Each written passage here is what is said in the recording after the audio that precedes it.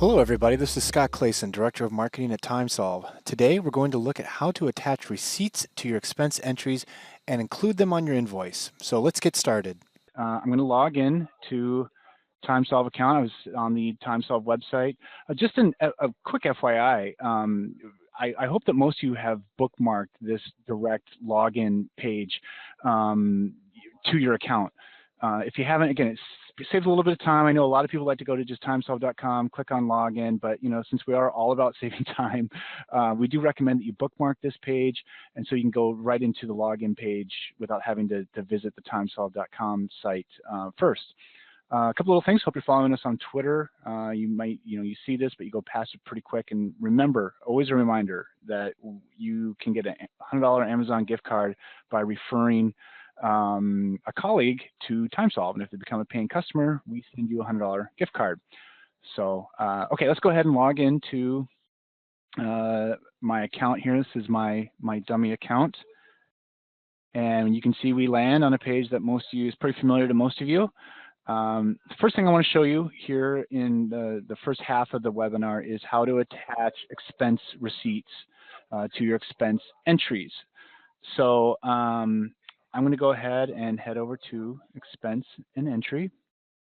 And those of you that are sharp-eyed may have noticed when we released this feature, I think it was early last week, like either late on Monday the 20th or early on the 21st, on the expense entry screen, you'll now see a new row where it says receipt and then choose file. And so it's fairly intuitive that that's where you actually attach your file. But let's go ahead and walk through the process of how this works. So I'm going to choose a client and matter. We're going to go with, let's go with Medtronic. They're local here in Minneapolis where we're at, so I'll use them since they're one of the dummy clients I have. And then let's just say the expense code is it's court fees. And I know that the fixed amount, I know from the receipt I have that it's like $35. And instead of having this pre-populated description, I'm going to use the abbreviation feature, which I hope most of you are using, by the way. Just if you notice, I just did a quick 2 letters, FF and then space, and that brought up an abbreviation I've already created. Great feature that we have. A lot of software, legal software has that. Great way to make sure that you're always keeping a uniform kind of language within your firm. And if you ever forget what abbreviations is created for your firm, you can just hover over this little page icon, and that's our little cheat sheet. And here's all the abbreviations that you can that we have set up. I have set up in this demo firm. You can always go under account and settings to create more abbreviations. So if you're not using it, please feel free. We wish you would. So okay, I've created my my entry to the point where we normally would just hit save and new, but now we can actually go and pick our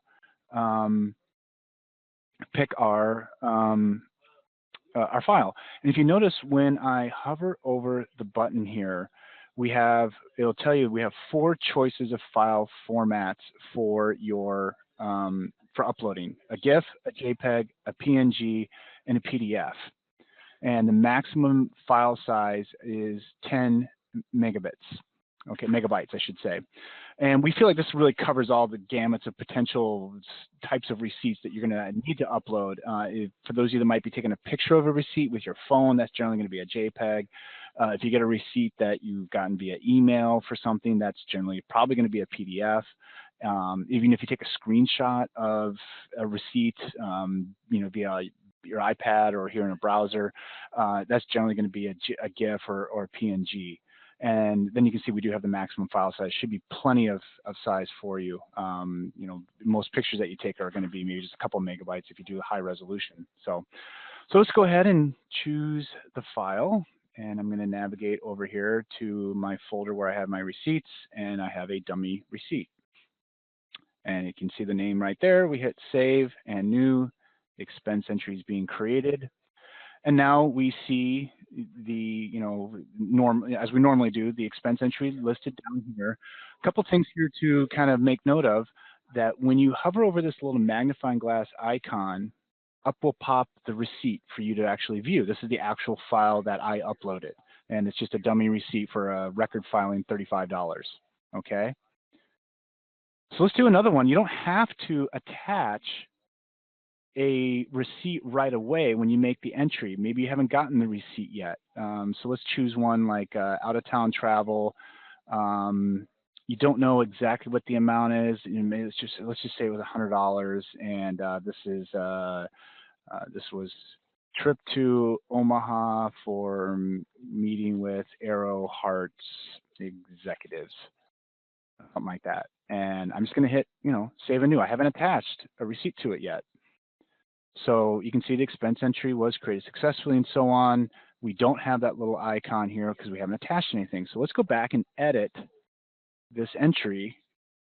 And I can just go back and choose my file. And I can see I'm going to use a PDF this time. And I'm going to update it. And now you can see that we have that little icon here. It still says $100, but God, was it $100? I don't remember. So we're going to hover over, and even when it's a PDF, you'll see that, oh, there we go. I scrolled too fast. The PDF will pop up, and you can view the document. You can see it's a Holiday Inn invoice, $120.62. If I click on this little icon here, it'll pop out that PDF invoice into a whole separate browser window for you to view, download, do whatever you want to do with it. So it's $120.62. So I need to fix that entry. I wasn't sure. I just put $100 kind of a placeholder. So I'm going to go back to edit. I'm going to enter that the quantity was $120.62. And you can notice when you do bring up an expense entry to edit that you've already attached a receipt to, you have a couple of options in this row. You can either delete that receipt altogether, you can download it and then do whatever you like with it, and this is another place where if you hover over that magnifying glass icon, you can view it. So just so you're aware of that. And then we're just going to hit update. So now we have, a couple of expense receipts attached. Let's go ahead and add them, and see what it looks like when you put them on an invoice. Because, the big feature here is that you can now attach these receipts to an invoice when you send out to a client.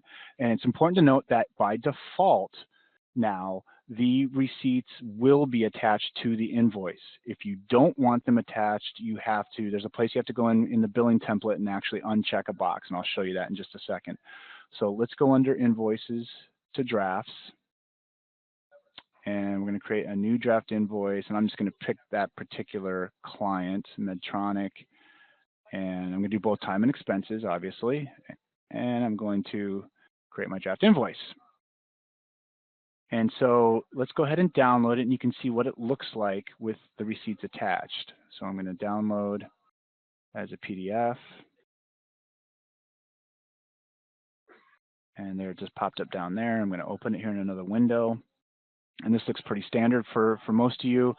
There's my logo. I don't have the address in for Medtronic yet here, but here's my expense entries. You can see as I've entered. This is obviously a draft because of the watermark. There's a statement account. You guys are used to seeing this. Here's a remittance copy. And now we have our actual attached receipts. And you can see that each page you'll have kind of all the who, what, why, where information in this kind of header. And then the actual file you uploaded is on this page. Now, I wanted you to note as well that for PDFs, as of right now, the PDFs get rolled over into a second page, if you will. We would like to eventually have this PDF embedded in the bottom half of this page here, but as of right now, that we don't have that happening. But we didn't feel like that was a showstopper that would make us not release this feature. And again, you see all the information here, and then on the next page is the PDF version. So that's only going to be for PDFs. It will roll over into a second page. So pretty standard stuff there. Let's go back then and take a look at what if we do not want the receipts attached to the invoice. How do we go about making that change? So you can do it one of two places. You have to do it in your billing template, and you can either go under Invoices to Settings to access your templates, or you can do it right within the draft invoice itself. So this is, again, another reminder that if you want to edit a draft invoice, we just click on the dollar amount, and you can edit everything to your heart's desire right within that invoice, including your time, your expenses. Again, if you need to add expenses once a draft invoice has been generated, you can do that here, add new. You can edit these existing draft invoices right here. As you see, everything as far as the same sort of features with the receipt itself is right down in that row. Pretty standard stuff. And you can always do that with time entries too. Again, just a good reminder that you don't have to go back to your time or expense entries area to modify things that are already on a draft bill. But this is the question of, if I do not want my invoices to, or excuse me, if I don't want my receipts to show up on the invoices, I need to edit my billing template. So from this area and in the general tab, I'm editing my draft. Just click on edit. And then under the expense tab here, in the left column, this is a new addition here since our release. It's by default, like I mentioned, attach receipts to invoice. It's automatically checked. If you don't want the receipts to show up, we're just going to uncheck that box. We're going to hit update, and then let's go ahead and download this latest version, and you're going to see that it looks just like any other invoice that you've been doing using TimeSolve. There's the expense entries listed. There's the statement of client statement of account, and here's the remittance copy, and that's it. That's where we stop because we unchecked that box. So I'm going to go back and keep it on for the next time I show somebody. So that's about it when it comes to how you do your expense, attach receipts to your expense entries, and how they get placed on an invoice, and how you can then choose not to have them on the invoice if you see fit. And that's going to do it for today's lesson on how to attach receipts to your expense entries.